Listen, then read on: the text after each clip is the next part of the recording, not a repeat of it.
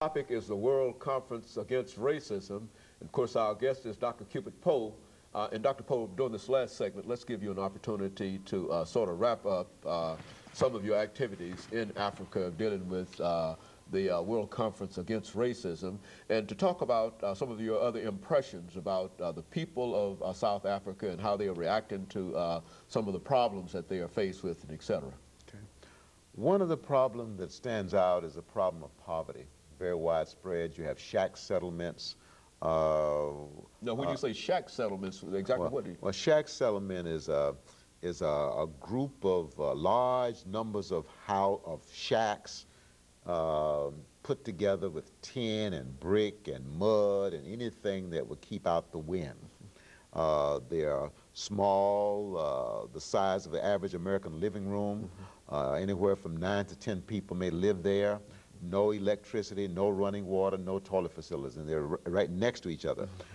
Seemingly they developed as a result of blacks being brought to the urban area to work in the gold mines, in the diamond mines, as well as townships. These are large areas where blacks live, the equivalent of the ghetto here in America. And so the poverty in the townships, the poverty in the shack settlements is very, very prevalent. And so poverty is a big factor. What I learned at the conference was where you have that degree of poverty, suspect racism. Suspect it, okay?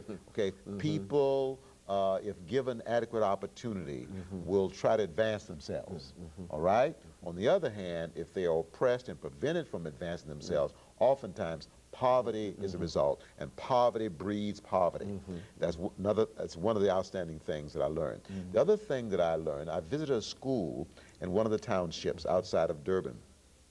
The name of the school is Kathala School. It has students there from primary up to grade 4. And there are 800 kids there and 22 teachers. They don't have adequate classrooms. They have 10 classrooms for 800 children. 6 of the classes each day, school day, have to meet outside. They have no playground facilities.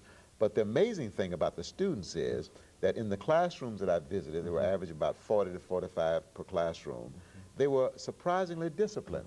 No talking to each other as I was standing there being introduced, no disruption. They were attentive, and it's an amazing thing that the girls look like the boys because they cut their hair, okay? But the instructor said, I said, you know, your students are more disciplined than our students. And she said, well, one thing, part of the African family tradition is to teach respect. We teach our children respect for their elders and respect for one another. I said, now, do you mean by respect love? And she said, yes, that's exactly what I mean. She said, we also emphasize respect here at the school. And I said, how do you teach respect? How do you teach love?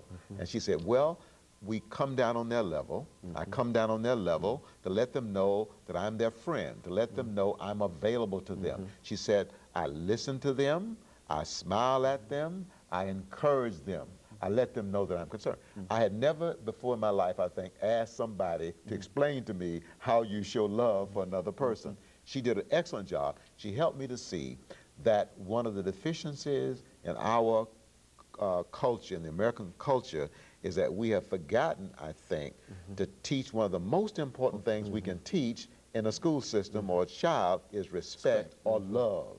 Respect for elders, love for your elders, love for one another, respect for one another, and that ends up being respect for oneself. And that's the enemy of self-hate.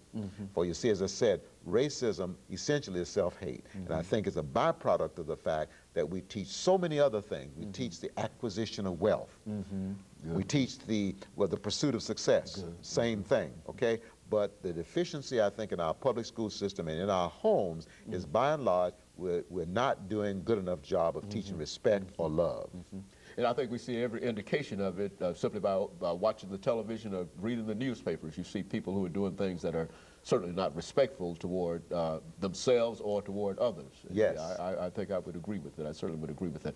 Now, Dr. Poe, looking at this whole conference, this is the second conference, I understand. Do you think that the conference had any real impact? Certainly And of course, we have only a couple of minutes, but what impact do you think that this conference? There were 10,000 people there from various countries around the world that is doing the first segment. Beautiful array of people. These people networked with each other, they talked with each other, they shared with each other, and that's how I was able to broaden my perspective. It wasn't so much what was being reported in the press. Now, the press was talking about the controversial issues of reparations as well as the Palestinian question. That was in the press. And also they was talking about the U.S.'s response to the conference. That was in the press. And there were some people who believed that unless the conference could agree on a position that was acceptable to most of the delegates about the Palestinian question, unless they could agree on the position that the conference should take regarding reparations, that the conference would not be a success. Not so. Okay, not so. I'm convinced that this conference was a success because people from all over the world, 10,000 of them, left there more informed because people networked with one another and they shared with one another. And so the information that will come out of this conference will be far greater than what we believe actually happened, and what might be reported. Absolutely. And that is very good. And of course, Dr. Poe, let me thank you for coming by and giving us that excellent information today. And let me encourage our audience to tune in again next week for another informative edition of Comments. Thank you and good morning.